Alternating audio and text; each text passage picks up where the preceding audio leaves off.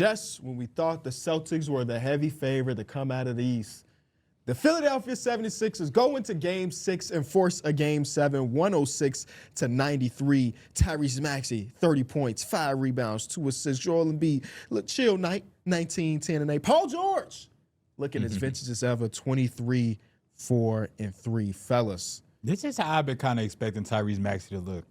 But going into this series, I was talking about how he just wasn't shooting the ball as well, and this was going to be a time where he could really just get rhythm because the way the Celtics play defense, they're going to play some drop with a lot of their bigs, and that just opens up a bunch of threes. We've seen him take some pull-up threes, and same with Paul George, and you kind of level out some of the three-point shooting that the Boston Celtics can have, and they've been doing a really good job of limiting the other side, so.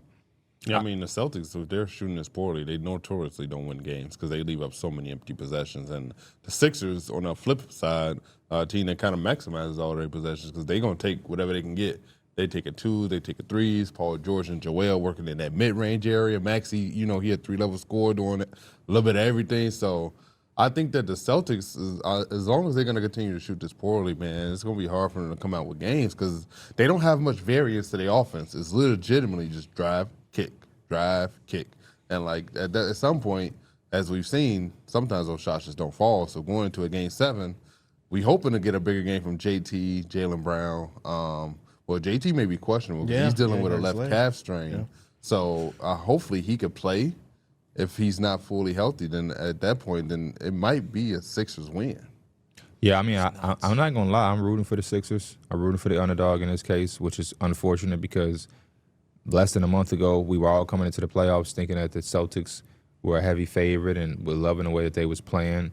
But, yeah, I think it has been a tough reality for them because this has been a team that's been so great getting the shots that they want, getting those three-point shots up. I just really think that the 76ers and Nick Nurse is a team that matches up well with them and getting up on that screen level, making these guys beat you one-on-one and really not helping and not allowing them to get the shots that they want, which it sounds so simple, but they're doing a really good job of it because, when the Celtics put the threat of beating you one-on-one and making defenses collapse, they get that ball moving. You got Sam Hauser, Brown, Tatum, Pritchard, everybody just making these shots. Baylor Shireman. Baylor Shireman. You take away some of those looks, and you got guys trying to create off the dribble for themselves a little bit more or taking some tougher shots, and you lead to this. But I have been loving the defensive effort from Paul George. I think when he has a scoring nights like last night, it's only a cherry on top. But I think since the play-in, since they played Orlando, I've really been like, wow, Paul George is active defensively because I thought he did a really good job on Paolo.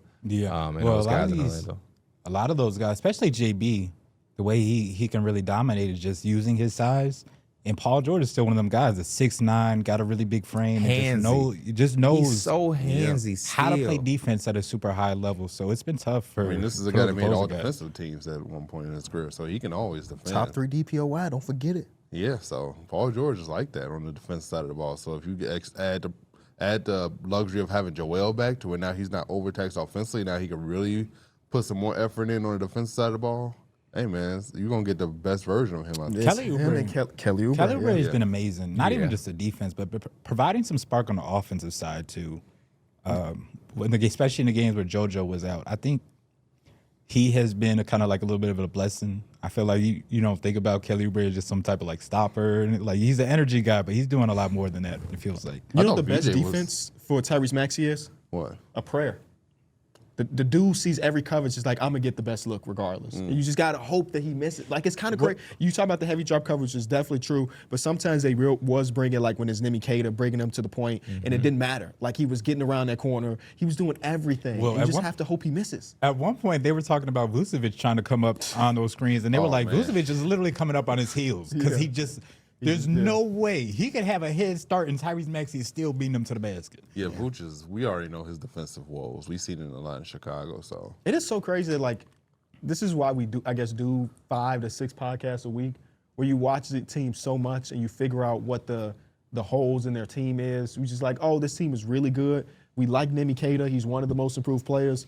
But that center position still is a lot to be desired. And then they go against a team that has a dominant center. And it's like, oh, yeah, that center position is maybe even worse than what we imagined in the regular season. Same thing with the Pistons. We know they need shooting in the secondary creative. We get to the postseason, that's exactly what happens. We know that the defense for the Denver Nuggets is crazy. Then you get to the postseason, that's exactly what kills them. So we watch a lot of games, and it ends up not even when we put it on the rug.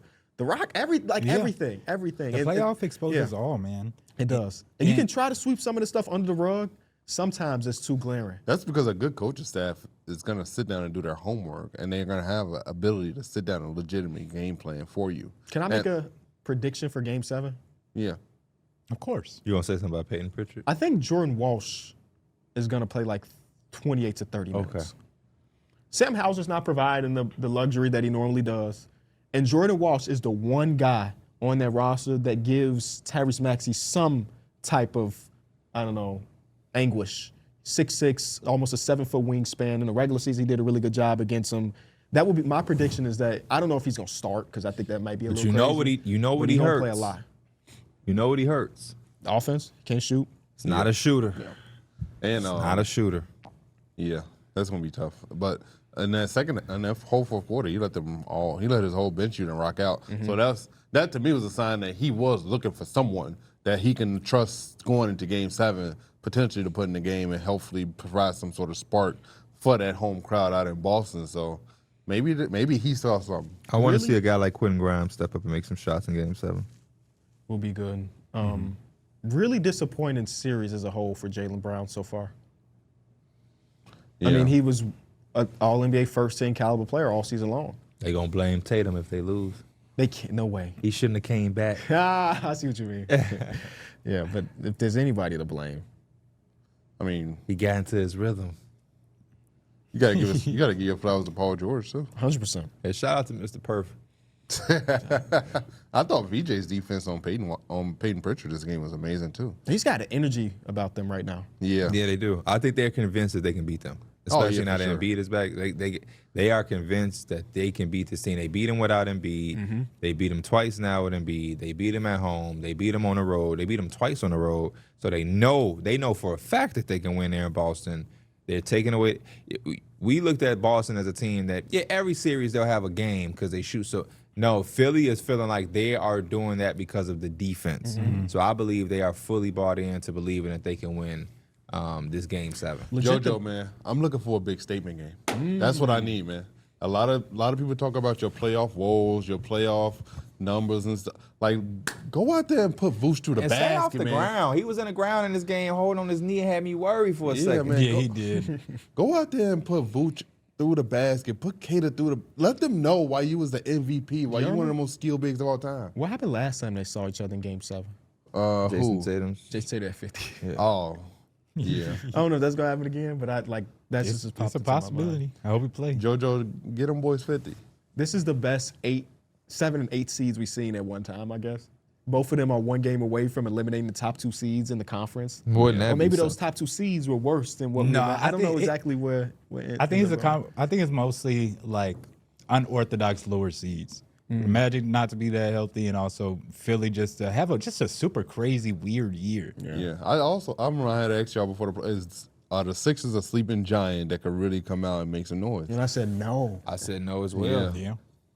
It's tough to give them any benefit of the doubt. Yeah, based on what you saw in the regular season, you definitely wouldn't have seen it. But I had kind of had a real feeling that if everything clicked at the right time with Paul George, Joel, and Maxey, they could really be that sleeping giant. And You also guaranteed us that the Denver Nuggets was winning the West. Yeah. I did hear that was in the That was all in Mike's chat last night. Yeah, I did say that in all season, right? They said you said that in the beginning of the season. Yeah. You guaranteed them to win the West. Yeah. And you see when we do the guarantee episodes. And KB asked you several times, you know what a guarantee is? You sure? And you was like, yeah, I know what a guarantee is. We're gonna bury that one. that one we gotta bury. So in the internet forever. Not any of the pause moments. The random take is what you want to bury. Yeah. Okay. Hit subscribe for more news, highlights, and analysis from the NBA on NBC.